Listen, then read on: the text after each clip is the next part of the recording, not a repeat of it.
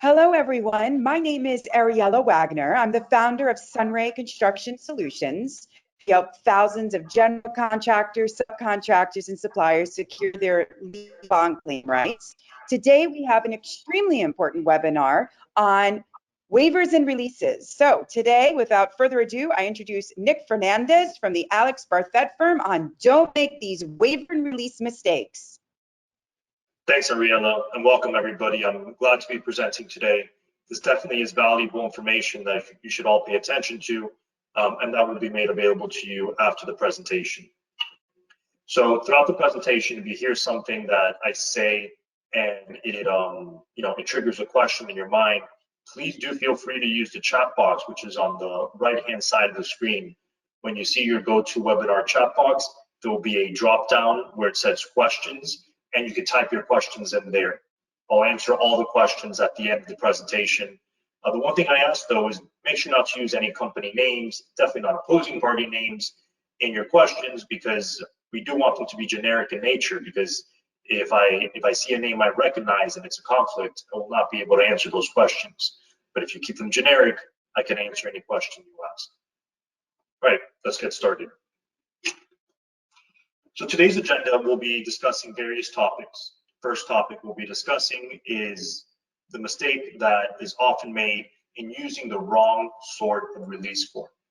The topic that we will be discussing today from a broader perspective is what release form to use and when. And that might change whether you're the one signing the release or you're the one receiving the release. So topic number 2 is going to be another mistake that is often made, and that is the failure to use conditional release documents when appropriate. So you do want to keep in mind that there may be times when you use a conditional release document versus another form of release. And the mistake number 3 that we often see is using the wrong through date on these releases. Said differently, the wrong effective date of the release. And with these 3 topics, you should have a pretty good general idea of how and when to use the release documents that I'm sure you've all come across on many projects. And at the end, we'll ask questions, we'll answer questions. So mistake number 1, using the wrong form of release. Well, this comes in various forms. And when you're keeping in mind what release form to use, there are a few questions that you need to answer. First, are you a GC on the project? Are you a subcontractor? Are you a supplier? I don't think there's any owners on today's calls, but if you're an owner, there's a different kind of form you'd want to use too. So knowing what part of the chain of command you fall on will really help you decide in what release form you should be using. Generally speaking, when you are a lower tier, a downstream subcontractor or supplier, meaning you're not the general contractor on the project, you're going to want to be careful as to what you're being asked to sign. And when you are signing a document in exchange for payment, and that payment may be coming sometime in the future, it may not be exactly exchanged at the exact moment that you're signing that document, you're going to want to be careful to sign the most narrow form of release possible. Think of it this way. When you're giving a release, you want a narrow form, versus if you're receiving a release, and you're the one making payment, you're not going to want that party signing the release to give you a narrow form. You're going to want the broadest, largest form of release possible.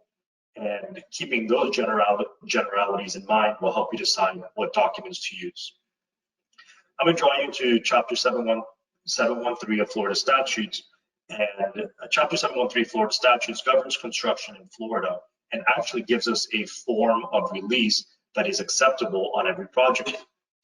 If your contract doesn't tell you the kind of release you're supposed to be using, then by default, you're allowed to use this form of release that exists in Chapter 713 Florida Statutes.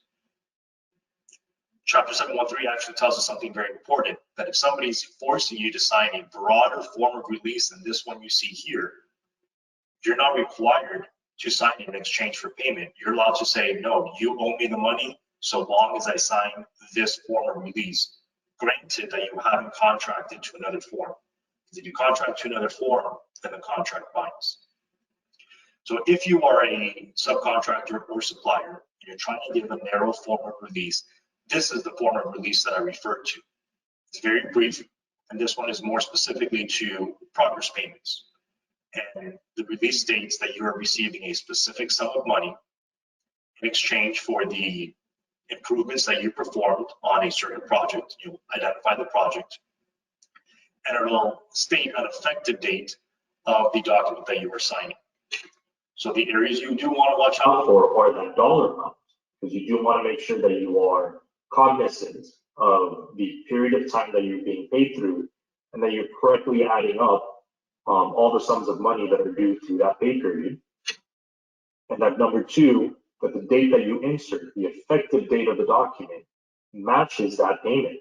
So if you, for example, are being paid, let's say they're late on a making payment on a project, and you're being paid today, April 12th, through work performed December 31st of 2021, then the effective date of the document must be December 31st, 2021, and the dollar amount must match all the exact dollar amount for all improvements that you perform through that effective date. Now, don't be so concerned about retainage as long as your contract calls for retainage. If there is retainage withheld, that number doesn't need to be specified in this release document because it hasn't become due yet. So you're not releasing your right to something that hasn't become due. Here's a different form of release, except this one is for exchange of a final payment. And with the same idea as the partial release, you're going to want to focus on the dollar amount that is being paid to you. Be careful if you're a subcontractor or supplier and being asked to sign a release that says $10. You're most definitely going to want to sign a release that matches to a penny as to what you're supposed to be paid. In this document, a final release does not have an effective date. The reason being is that you have completed your work on the project and there are no more monies due to you.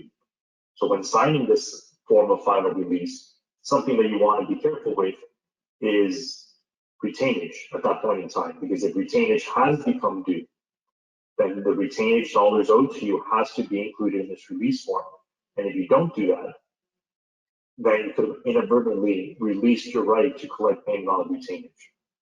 And I'll slow down here for a minute and let's read through this actual release form, because it's important that we all consider what exactly the verbiage is. Because if you see language that differs from this, and I'll show you that on my third example, then that's a red flag. The reason it's very important to read these release documents is because I, in practice, have seen that more often than not, meaning greater than 50% of the time, the title of a release document does not match the body of that release document.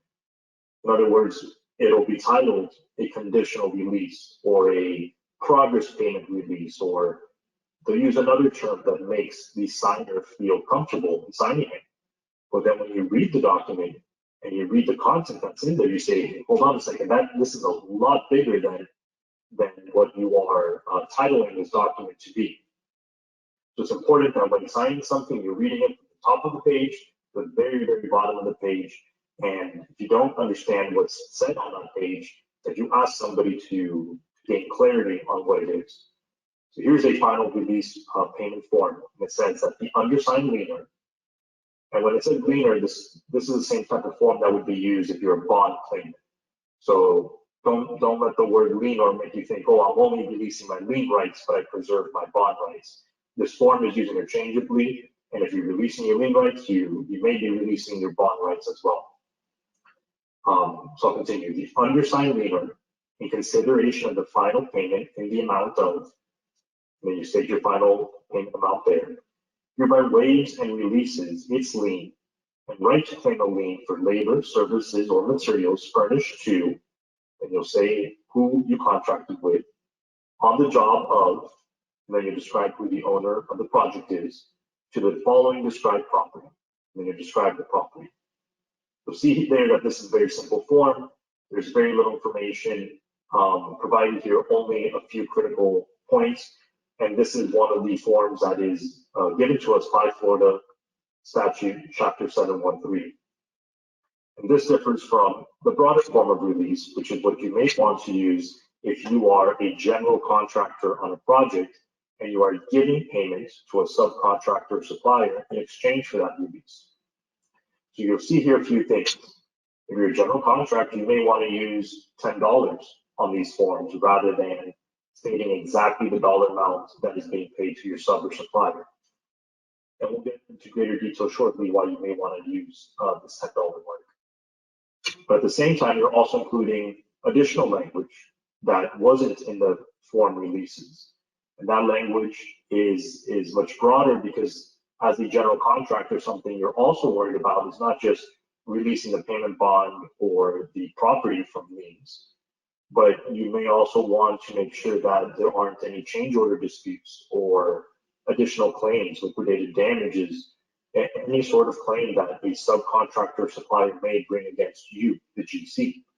And for that reason, you're going to want a broader form of release that, as you see here in the box circled in green, that it also weighs any and all claims, change orders, works, materials, delays, fees, costs, losses, expenses, damages or subs to the labor performed through an effective date. Now, there's not much you're going to do with the effective date. That you're pretty clear on. Obviously, you can be a bit deceptive and put an effective date that to be more current than the day you're paying your lower, your downstream subcontractor or supplier. But those deceptive practices are better left for another day. And the things you do want to focus on these forms releases are a proper effective date, but including a $10 earmark instead of a specific dollar amount, and including this broader language that all change order work, delays, and any sort of claim, under the sun is also weighed by your subcontractor or supplier. The one thing you have to be careful with as a GC is that, as I stated earlier, you cannot force a sub or supplier to sign this form of release if it's not included as an exhibit to your contract. You guys have to contract in order to use forms like this that are broader in scope than the form set forth by Florida Statute 713. Because if you don't contract in that way, and you do try to get a subcontractor supplier to sign this saying, I'm not going to pay you until you sign it, you would be in the wrong here as the GC by saying, I'm withholding payment until you sign this, because the default is the Chapter 713 forms of releases up until through you contract to something different. In release documents, I've seen them be pretty broad. Some even include indemnity language. For example, if you hired a subcontractor that hired many subs or had multiple suppliers, you may want to get indemnity from them in the form of release you're receiving. The indemnity being, look, I'm paying you $100,000. And with this, that's enough to satisfy your downstream subs and suppliers. And if your subs or suppliers record a lien on the property or make a bond claim after me paying you, well, you're going to indemnify me for that because I know I've paid you. That's an example of something as a GC that you may want to, make part of these release forms so that you are in fact receiving the broadest release possible. So as I stated, if you agree to a form of release in your contract, then you are bound to use that form. And that's irrespective of who you are on a project and where you fall on the chain of command. So the most important time to be cognizant of the release forms that you're agreeing to is when you're entering into that contract. So once you sign the contract, it is too late to change it unless the other side agrees in writing that that contract will be changed. So keep this in mind when you are, as I know often happens in construction, signing a contract before you are truly understanding what was in that document that you just signed. Mistake number 2 is not using a conditional release form when appropriate. Now, conditional release forms are something that you want to use when you haven't received payment in exchange for signing a release document. So typically there are 2 ways in which you'll be handed releases. One is, here's a check, but I'm not letting you walk away with that check until you sign this release. Or number 2, please sign this release because once you sign this release, then the owner will start drawing down its payments to pay all of us and all of you. having conditional release language is important to protect yourself because you do want to ensure that the document is not effective until you receive payment. Up until now, the forms that I've showed you say that you are receiving a certain amount of money in exchange for the release, and that the release is therefore effective. But conditional payment language means that I am signing a document that right now is invalid because I have not been paid, and that once you pay me, now the document will actually be valid. Conditional release language is seen here in the blue bullet point. It reads, notwithstanding anything to the contrary, meaning it doesn't matter what else this release document says. It can contain language that is contradictory to the sentence, but as long as I have that notwithstanding, it's like magic language in the legal world. As long as I have that notwithstanding language, you'll be protected. It says notwithstanding anything to the contrary. This waiver and release is conditioned upon and not effective until the undersigned receives paid funds of, it says a specific dollar amount. And there that means that once you receive that dollar amount, that release will be effective. As I stated earlier, you're going to want to be careful with documents that are titled something, but then the content shows something different. I've seen releases that are titled conditional and they're not.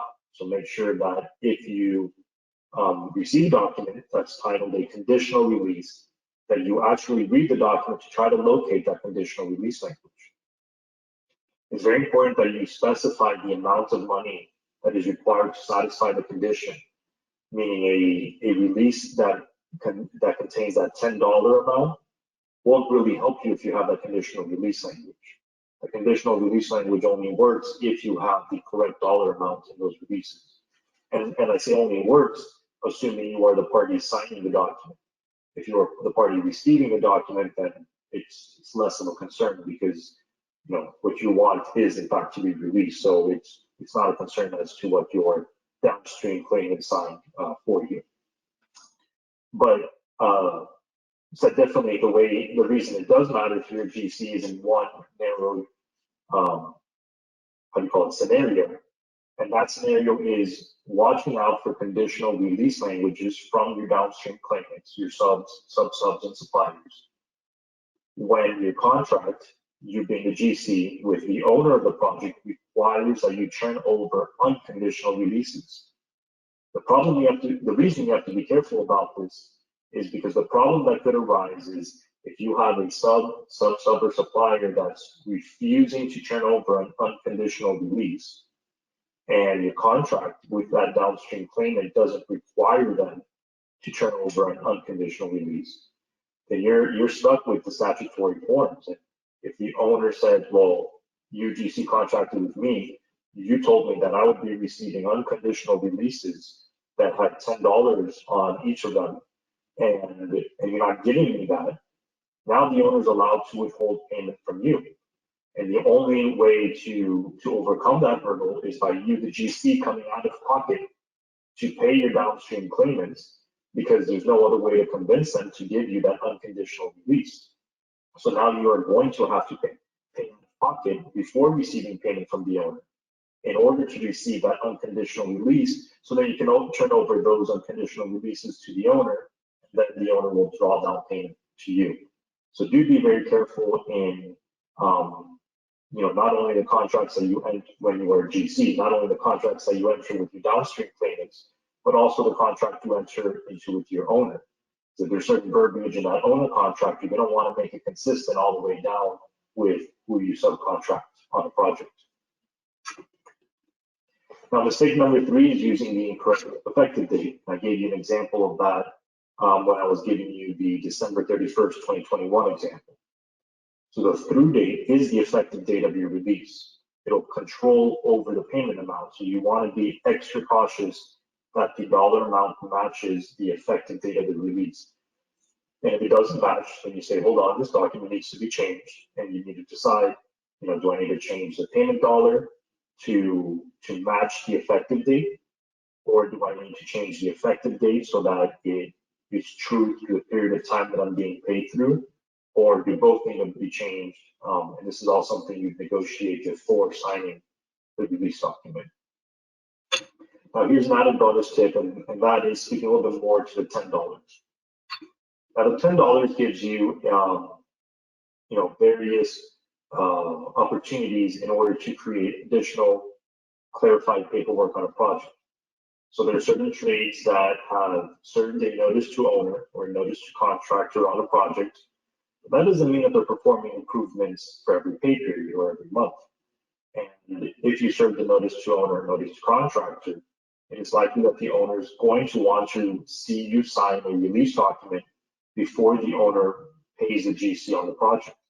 So what do you do if you haven't performed any work during the pay period and you need to sign a release? Well, you would include that $10 earmark on the release document.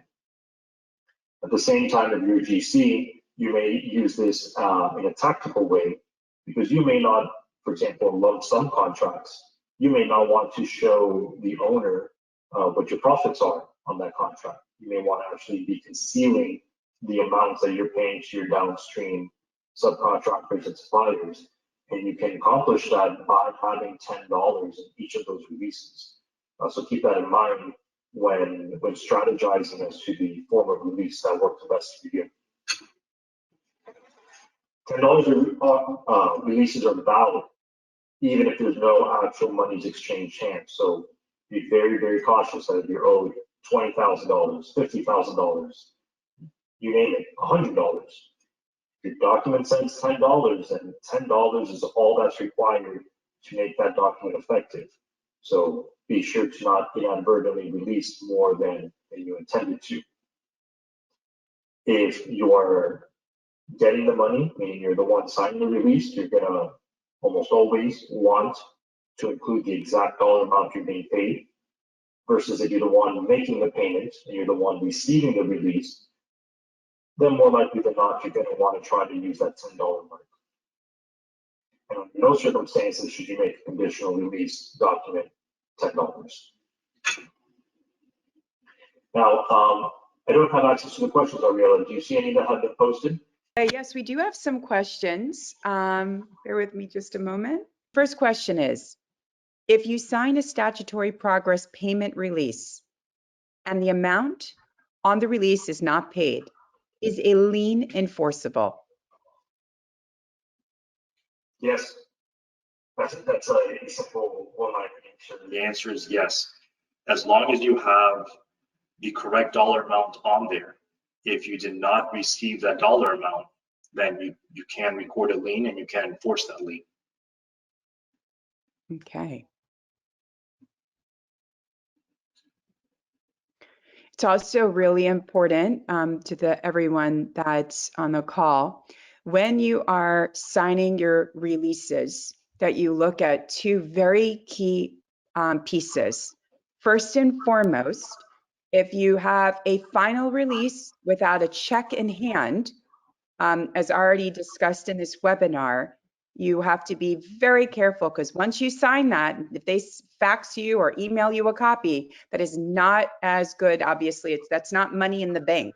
So that's a key piece. The other part is you want to make sure that your waivers say conditioned upon payment. Again, through the SunRay application, that's an automatic part that we put on all of our waivers and releases.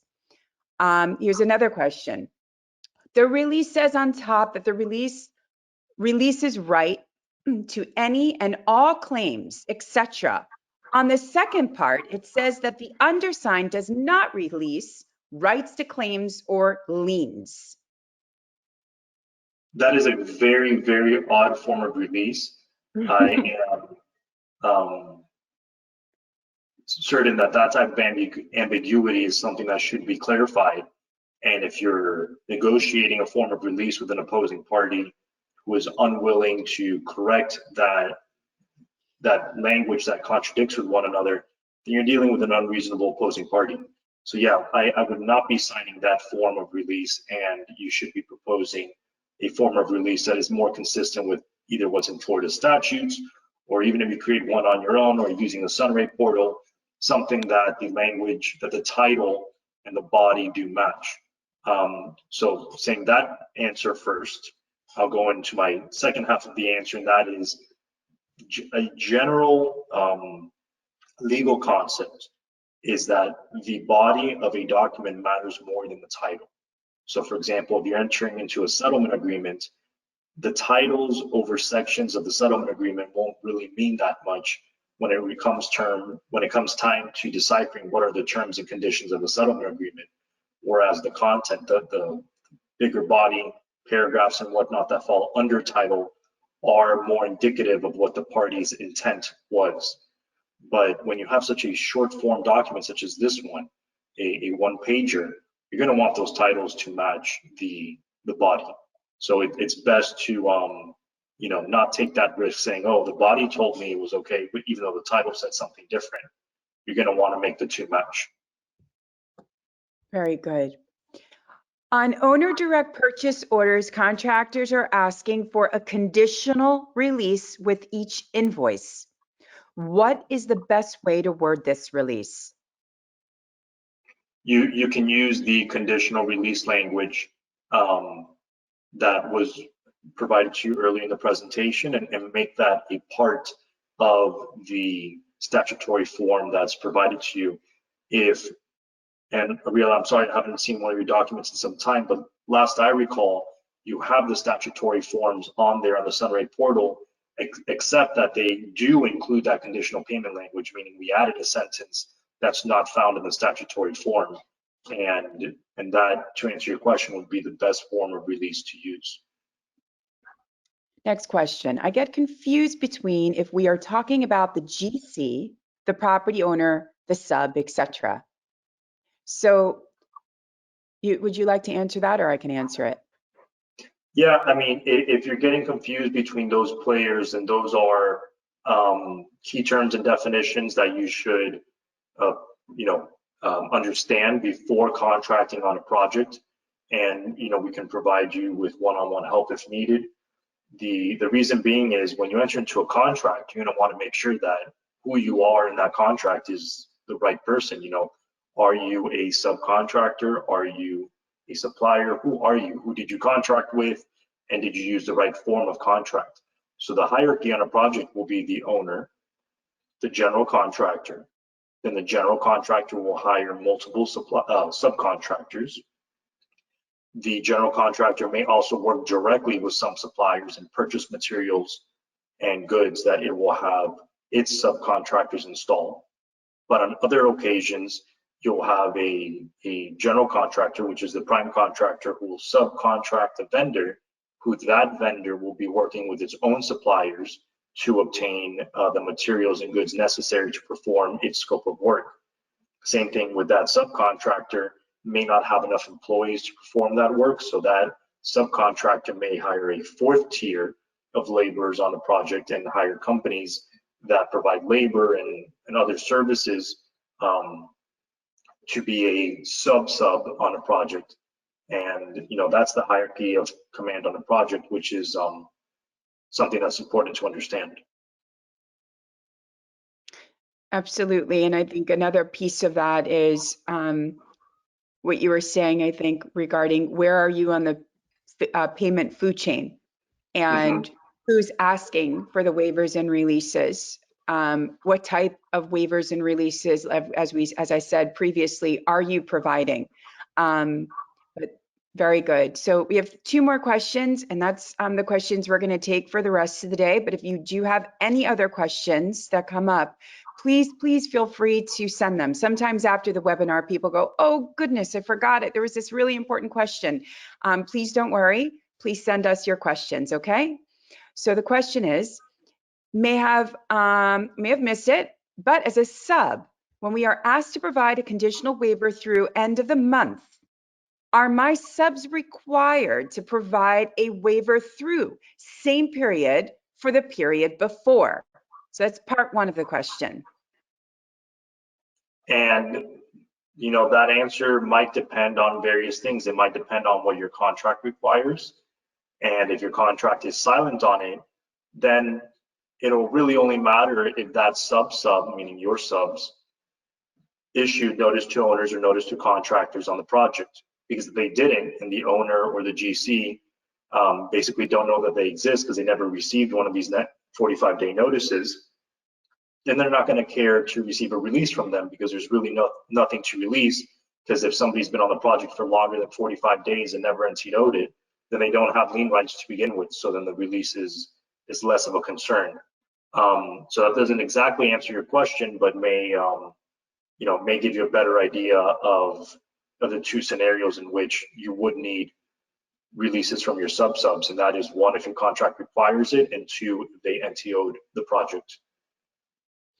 I think the key question here, though, is their waiver through date. I think the other part of it is if your subs are still on the project and they're asking it through the end of the month, are they required? I think it's essential to make sure, though, that waiver through date, that you're actually getting paid for what that period of time is. Because if if you put that waiver through date and you have not been paid that full amount, you are waiving your lien rights. That's a very important date. Just because someone's asking you to put in a specific date, you have to make sure that that check matches your waiver. Okay? That's very important. If they want a specific date, you say, fine, you can get that specific date, but then here's the dollar amount that you need to pay me for that specific date. And they say, no, we're paying you a lesser amount. Then you say, okay, then you're only getting an effective date of, and then you pick the effective date that matches. Right. And your question, have several general contractors holding payments for not providing release through payment date showing unconditional release from my subs. And I understand where you're coming from, but you're also, you don't want to give away your lien rights. So you can explain that to the GCs as well, because sometimes it's a matter of simple education. Someone goes, okay, you need to sign this, but you're asking me to sign something and I'm waiving my rights. Absolutely. Sometimes you do need to educate the general contractor and say, look, you don't have a basis to force me to sign this. If you don't pay me, I'm going to lien the project. I'm going to make a bond claim. I'm going to sue you for breach of contract, because my rights are, of course, assuming the contract doesn't say anything different, my default release document is here. You can get it from the SunRay portal. This matches the Florida statutory form, and I'm not required to sign something broader than this in exchange for payment. So if you're telling me that you're withholding payment because I'm not signing your crazy document, now, general contractor, you're in the wrong here. You're the one who is unlawfully withholding payment. And sometimes you do have to get in their face about it. Right. And you could be very gentle as well. I love what he's saying, and you could use those key terms, and everyone that's on the call, you can write down, and I quote again, Nick, you're unlawfully holding my payment. You're unlawfully asking me to waive my lien rights. Can we please go through this together? Does this make sense to you? Because it's so easy for a confrontation to occur over nothing. But again, be very careful what you're signing. So let's do the last question. Is it true that all releases, conditional finals, must be notarized? And the answer, this is going to probably shock everyone on the phone. No, in the state of Florida, you are not required to notarize your waivers and releases. However, everyone loves to see that notary stamp with the signature. Well said. So that's it for everyone today. Nick, you did such a spectacular job. Thank you for your time, and for everyone on the call. If you could go to the last slide again with our contact information, please. Well, let me just let you guys all know we have 2 more webinars coming up on May 10th and on June 14th. These will be given by Alex Barthet. So do make sure to sign up on sunraynotice.com/webinars. We also have a podcast. Here are the QR codes that you can find our podcast on iTunes, Google Play, and Stitcher. Once again, you'll get a copy of this presentation so you can have more time to take a picture of the QR codes.